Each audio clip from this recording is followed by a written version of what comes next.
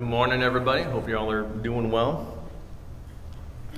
So I've been, reflecting on my life. I realize I've been blessed to have parents who have been very consistent, people who are very faithful in their word. I just think of growing up, my parents, and especially my mom and dad were always at my band concerts or sporting events, whatever it is. They were always there, and especially more as an adult over the last few years, I just think of my father. He's just this consistent person in my life. I remember a few years ago, I flew back to Iowa, and the closest major airport is in Chicago, which is 3 hours from where my dad is. And so my flight landed around 8 in the morning, and my dad was gracious enough to get up probably around 4 o'clock in the morning and make a 3-hour drive to pick me up and take me home. And then my return flight to Pennsylvania took off around 7:30 or 8ish in the morning. And so we were getting up at 3 in the morning to make that 3-hour drive in, and he was consistent. I knew I could depend on him.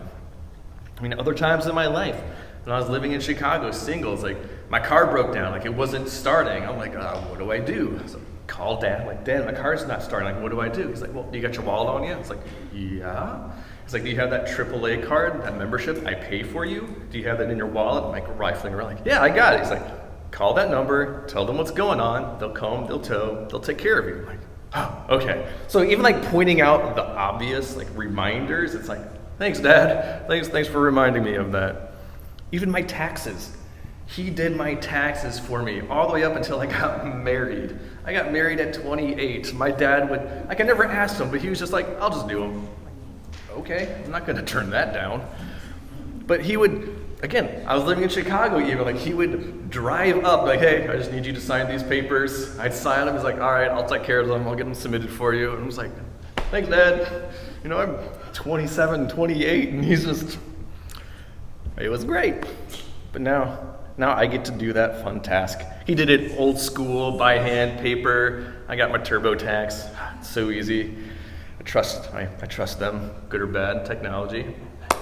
But anyway, even as an adult or even as a child, they were faithful in those good promises, blessings, but then also in that discipline, they would follow through. I need you home at this time or else. I would need you to act this way, behave this way or else.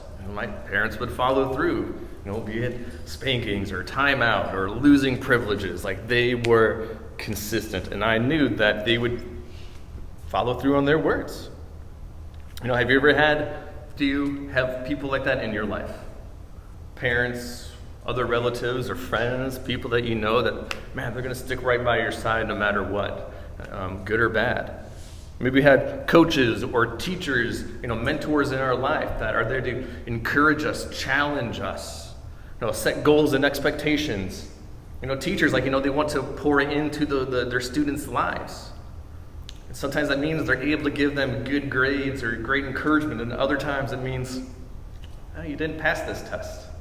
You got to follow through on those hard things, because sometimes those failings can be light a fire under you, encourage you, oh, okay, I really need to be focusing on this. People need that discipline. We need those moments of failure to grow and to learn. In our own relationship with God, He's got His own goal, promises, and expectations in our own lives. We have these promises of blessings and rewards that we'll receive, but then there's also the promises of judgment and wrath for those that reject the Lord. And this is what we're going to be looking at today in Isaiah 65. We're looking at, it's technically the second to the last chapter, but 65 and 66 are very similar. They're both about these promises of the Lord, but it's also His judgment and His hope, or His judgment and His salvation. It's these are the parting messages that Isaiah wants to leave with the Israelites. Because remember, they're living in exile. They're living not in the land that the Lord has given them, but they're living in these foreign nations. And Isaiah is trying to remind them to have this hope, hey, if you're faithful, if you cling to the Lord and seek after Him, you're going to have these promises, these rewards. These are things that you will experience someday. But if not, there's judgment. There's consequences. So these are things that he's really wanting them to remember when they're done. I mean, back then, these would have been speeches that would have been shared orally. And so these are like the last words he wants them to hear as he's closed out this book. And so like the big question that I'm asking today, the big idea is, what does God promise in the last days? And I've already kind of spoiled that, judgments and blessings, but we'll unpack that here. So first, he starts off with the bad news. God promises judgment in the last days. So let's start off in 65, verse 1. It says, I revealed myself to those who did not ask for me. I was found by those who did not seek me. To a nation that did not call on my name, I said, here am I, here am I. All day long, I have held out my hands to an obstinate people. And so it starts off with the Lord speaking. He's like, I've made myself available. I am not hiding from you. I'm not impossible to find. He's like, I'm here. He's like, these other nations, these other people are able to find me, but his own obstinate, his stubborn people have not found him, even though he's saying, here am I.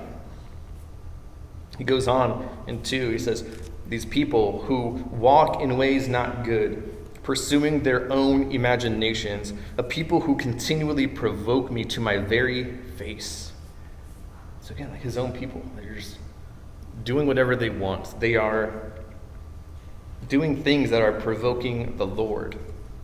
Then he goes on to list some of those things. He says, offering sacrifices in gardens and burning incense on altars of brick, who sit among the graves and spend their nights keeping secret vigil, who eat the flesh of pigs and whose pots hold broth of impure meat, who say, keep away, don't come near me, for I am too sacred for you.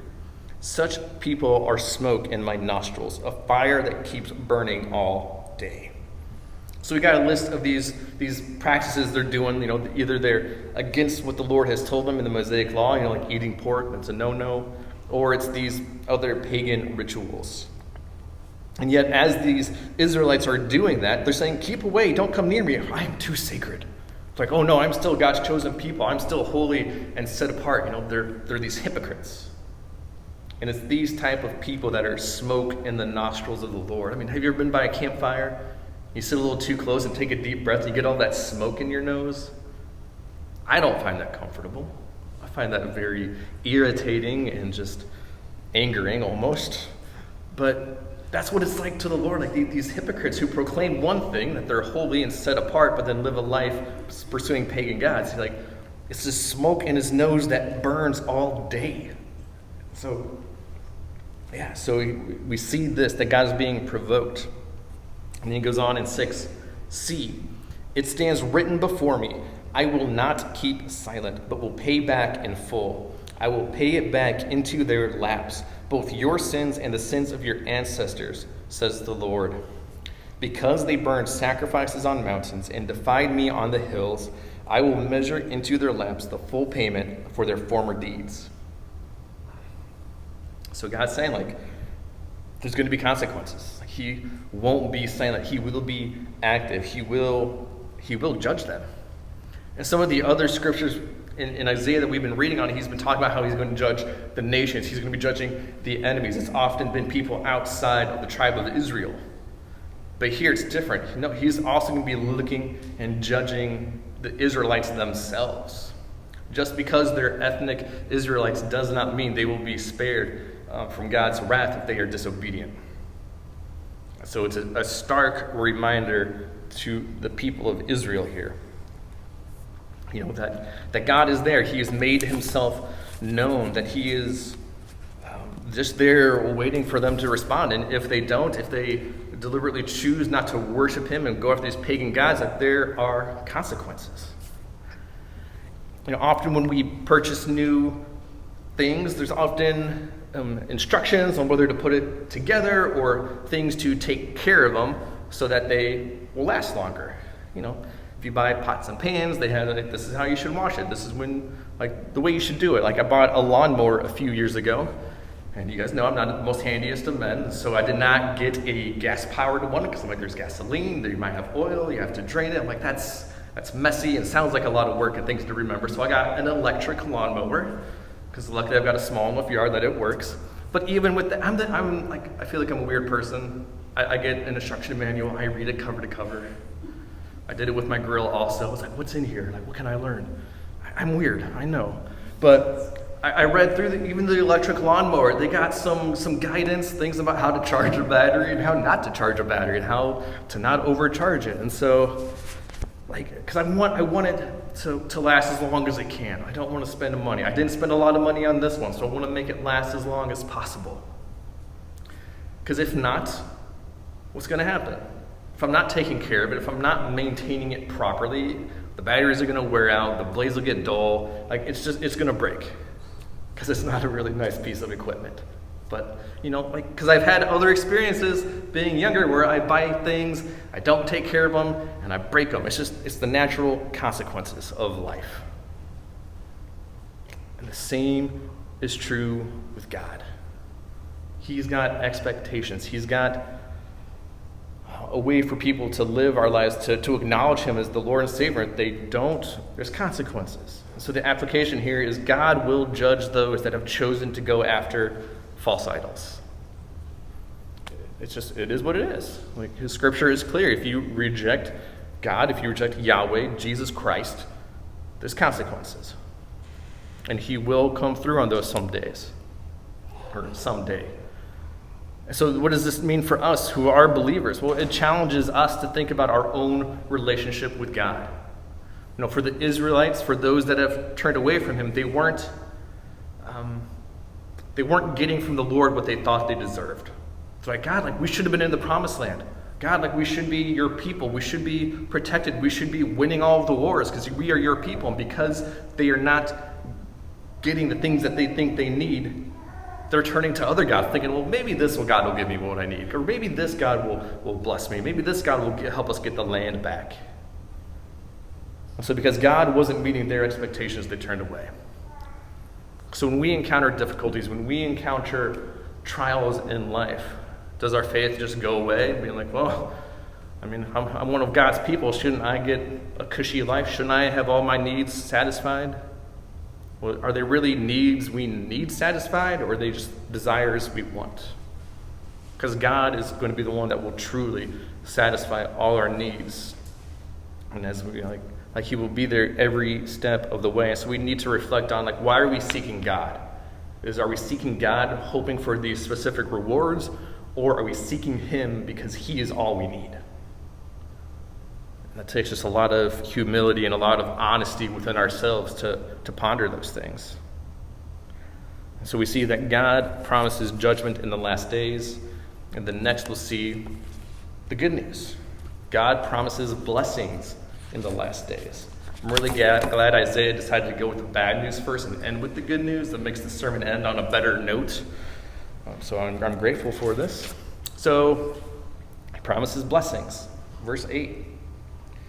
This is what the Lord says. And you'll see he throws in these little, this is what the Lord says throughout this chapter. Because he wants to be like, this isn't my words. This isn't Isaiah the prophet. No, this is what the Lord is saying. This isn't coming from me. He says, as when juice is still found in a cluster of grapes, and people say, don't destroy it. There is still a blessing in it. So will I do in behalf of my servants. I will not destroy them all. So he's using this picture of this vineyard owner who's like, oh, there's still some grapes in that. We can still get some profit. We can still get something out of it. We can get this blessing out of it. Don't throw it away. Don't waste it. And God is saying he's going to do the same thing. There is always going to be this remnant of Israelites that he will preserve. And saying he's like, there's always something there to salvage. It goes on in verse 9. I will bring forth descendants from Jacob, and from Judah those who will possess my mountains. My chosen people will inherit them, and there will my servants live. Sharon will become a pasture for flocks, and the valley of Achor a resting place for herds, for my people who seek me.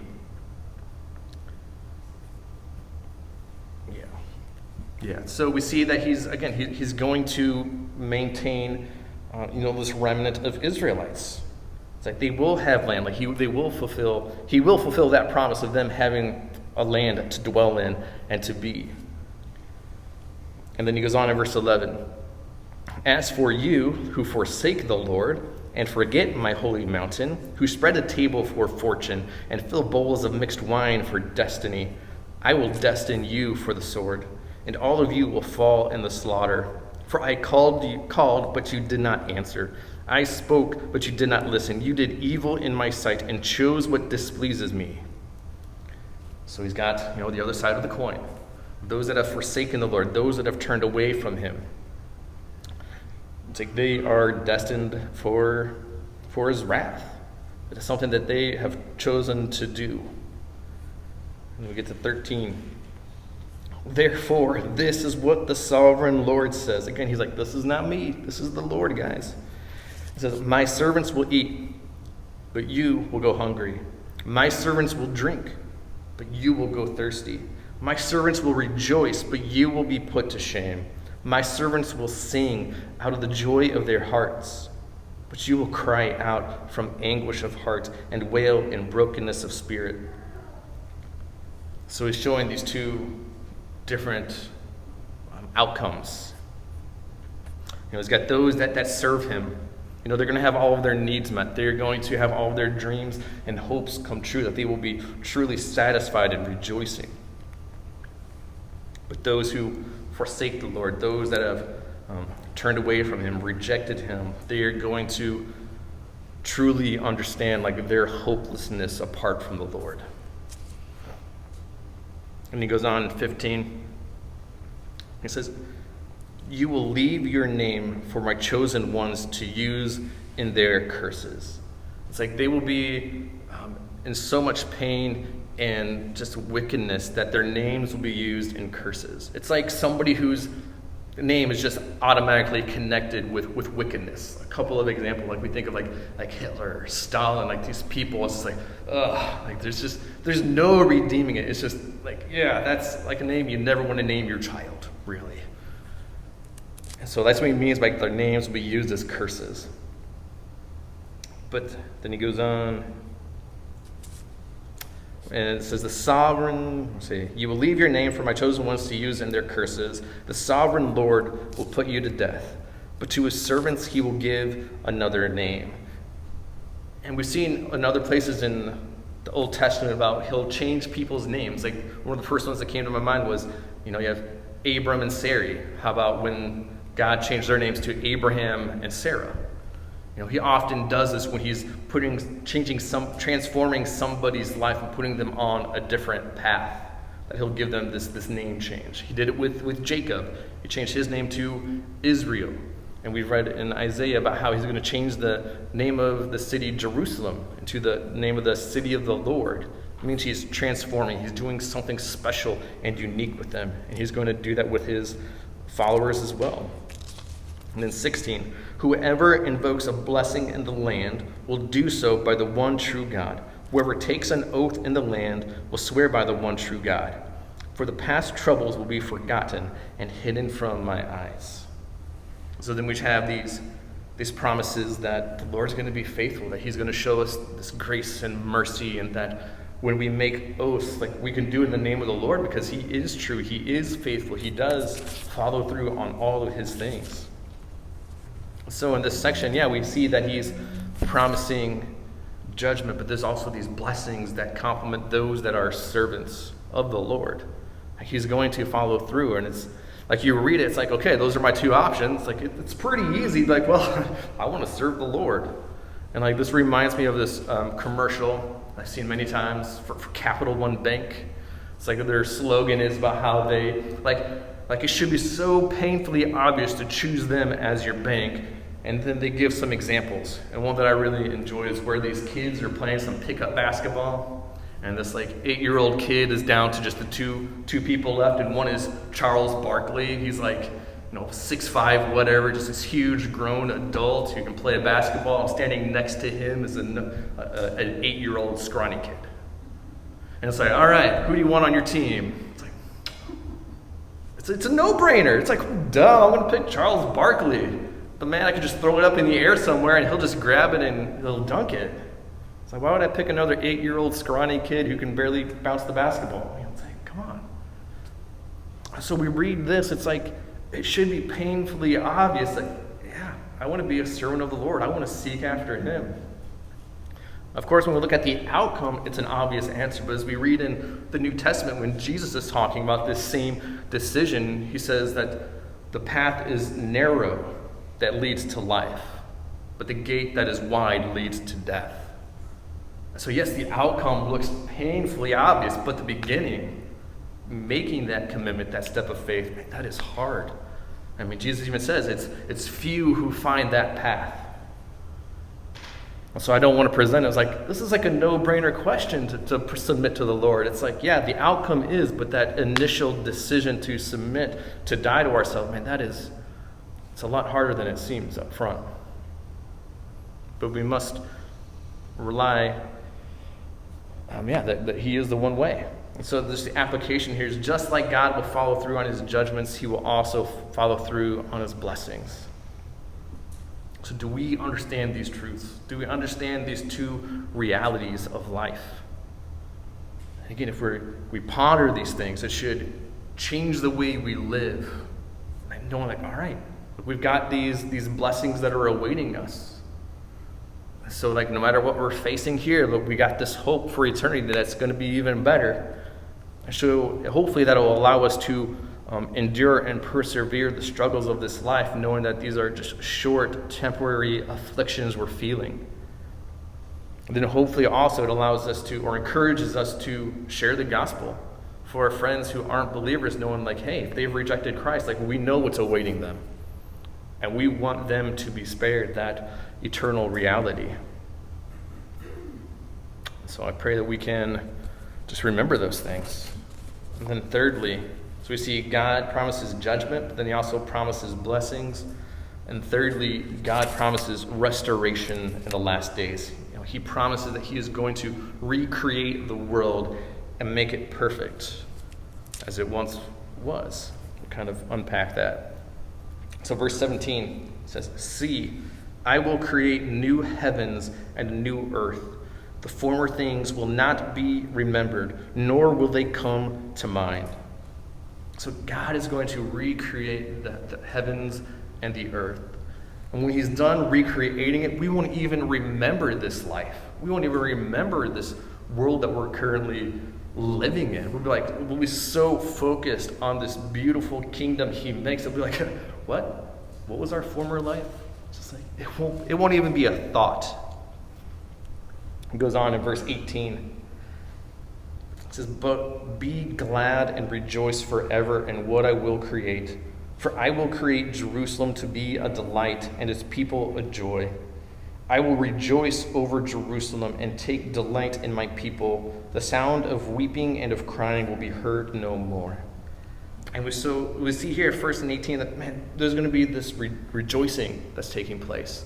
And that we're going to be able to, we'll just be like worshiping him. It's going to be awesome. But then in 19, not only are we rejoicing, but the Lord is going to be rejoicing as well.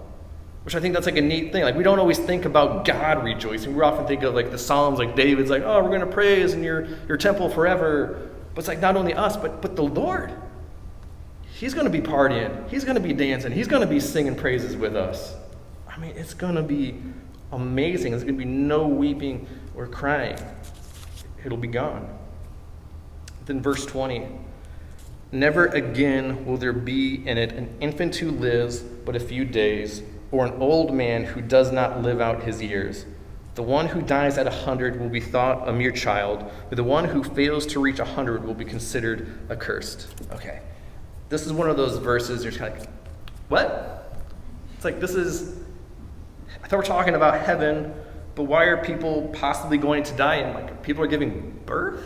I didn't think that was going to happen in heaven. So we're going to put kind of like a little pause on Isaiah, and we're just going to touch ever so lightly a little bit of end times theology and timeline type stuff. And I got my slides out of order, so hopefully you guys can work with me. But here is this very detailed, we'll skip that one because you can't read it. Hopefully there's just the text. Yeah, this is what I created, so that hopefully you can read. And so, okay, end times, like understanding like your timeline.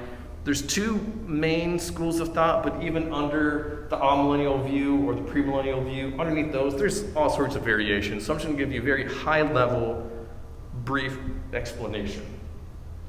And a lot of it comes down to how you understand the book of Revelation, whether it's more figurative or literal. And a lot of it comes down to this 1,000-year reign of Christ. Do you understand that to be a literal 1,000 years or a figurative 1,000 years? So the amillennial view says there's no 1,000-year reign, it's figurative. And that it's all kind of, you have the present day, sometimes referred to as the church age where we're living in now, where a lot of these things are kind of put in. We're like, yes, we're going to be experiencing more tribulation, and it's going to become more and more intense until the arrival of Christ. I messed this up too, so you should have to bear with me. Because the tribulation and judgment should be before eternity. Eternity is at the end. Man, that's great. Anyway, so we have our present age, and then at some point, the second coming, tribulation, judgment, that'll all take place within a few years, and then you enter into eternity. That's the amillennial view, and everything is just kind of building up until the return of Christ. Man, how many slides did I put in there? This is the correct one. I saw some of you were taking pictures. Take a picture of this one. The present age, everything happens, eternity. Then you have the premillennial view, which is the present age that we're in, but at some point, believers will be raptured, and then it has like the 7 years of tribulation, and then after the tribulation, Christ's return, and then with his return, that begins the 1,000-year reign of Christ on earth. And during that 1,000 years, there'll be believers who came to faith during the tribulation. And since the rapture of art has already taken place, those are the people that will still be living on earth. And those are the people that will have their lives lengthened. They're the ones that will have birth. Will give birth.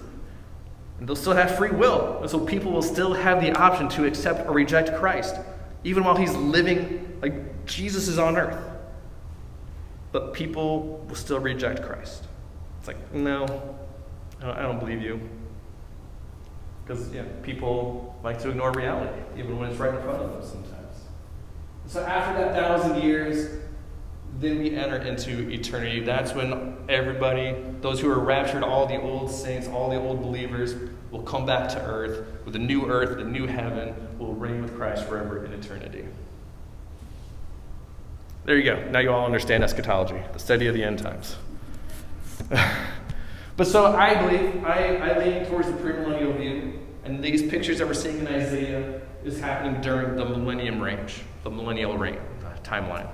Words, man. Words are hard. So that's what he's talking about here, about those will have like these lengthened lives, and it's going to be kind of reflective of the time of Noah, where people are living to be 600-700 years old, and infants, like infant mortality rate will be like 0, like it won't happen. So that's 20. All that to explain one verse. But there it is. 21. They will build houses and dwell in them. They will plant vineyards and eat their fruit. No longer will they build houses and others live in them, or plant and others eat. For as the days of a tree, so will the days of my people. My chosen ones will long enjoy the work of their hands. They will not labor in vain, nor will they bear children doomed to misfortune. For they will be a people blessed by the Lord, they and their descendants with them. All right, so we have this picture of really its longevity.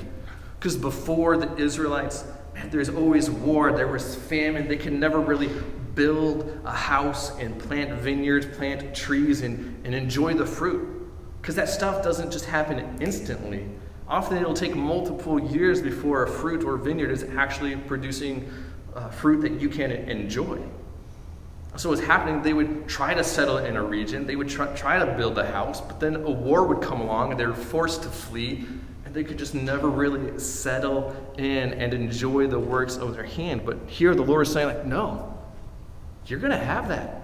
Not only are you going to be able to enjoy the work of your hands, but your children, your descendants, like, you're going to live at peace and longevity and be able to enjoy your house and just the things that you're doing. And so he's just painting this beautiful picture and just kind of comparing it to trees, about how the long life of a tree is. Like, it'll be the same for us. For 24. Before they call, I answer. While they are still speaking, I will hear. I just love this, like, just his attentiveness. Like, you'd be like, God, I need, boom, he's there. He's helping. He's meeting your need. Like, before you can finish the thought, before you finish this sentence, like, God is there attending to you, helping you out. So he's painting this picture of just this intimate relationship.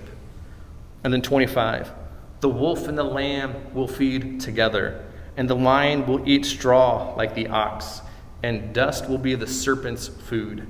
They will neither harm nor destroy on all my holy mountains. And so we see this picture that's really reflecting back to the Garden of Eden. But this is what the world will look like. Animals won't be carnivorous anymore, but they'll be eating plants. They'll be living at peace and harmony with one another, with one exception, the serpent. The serpent is still going to be cursed. It will still be slithering on its belly, and it'll be eating the dust. Because God is not going to relent of that curse that he put on Satan, really. But he will eternally be cursed. But we have this picture that the rest of humanity and creation and animals, like, we will be living at peace with one another. So we just see this beautiful picture of the old things passing away, things being completely torn down, but God is going to be rebuilding it. And just like, we'll be able to truly enjoy all of these things. And I feel like in the last few years around Chambersburg and Greencastle, a lot of the fast food restaurants have been going through these remodels. And a lot of them have typically just been like, we'll take it down to like maybe the studs are not quite, and just put up a new facade, new paint, new furniture. But the one last year, the Burger King on Lincoln Way, that one was just completely demolished. They redid everything. They rebuilt the foundation. They moved it and they laid out the parking lot and the drive-through. And it's just this, for a fast food restaurant, this beautiful new building. I mean, I've never been to it, but I'm more enticed than I was before. I'll say that much, because the old Burger King building, not to throw too much shade, but it was looking rough. But they didn't just do a facade. No, they tore it down completely and rebuilt it. It's in the same location, just a completely new building. So, in a slightly similar way, the Lord with the earth, with creation, he's not just going to do this small renovation work. No, he's going to completely rebuild all things. And I like how this one author wrote it. He says, when God creates, he does not just patch up a few things so that everything looks relatively nice on the outside. No, he starts all over again from the beginning and creates everything brand new from top to bottom. His grand creative work will be worldwide, including all the heavens and every part of the earth, all peoples, all nations, all aspects of nature, all places, and all relationships that God has with the things that he creates. I just think that's beautiful. It's just this total encompassing change that the Lord is going to do. So the application here, man, is just God is going to recreate the earth and bring everlasting joy, harmony, and peace to it. I mean, man, if that doesn't give us hope, if that doesn't give us longing, I don't know what will be. So we just got to have, so we get to have, we see this beautiful picture of just hope and spending eternity with the Lord, living at peace with all of creation, and just worshiping him and him worshiping with us. We get to worship alongside our Creator. I mean, how cool will that be? And that's the hope that should allow us to endure all things. knowing that, yeah, I'm going to have pain and suffering here. Yeah, it's going to be challenges. But our lives on earth are short compared to eternity. And anything else we face here, the sacrifices we make, we know that it'll be met with 10 times full of blessings and just the joy. Like, we won't even remember this life. We're like, whatever, I've got the Lord. I've got this new heavens and new earth. Like, who cares if I don't get the biggest house? I don't get the nicest car, the best job. Like, it doesn't matter. It's stuff. We're longing for that eternity.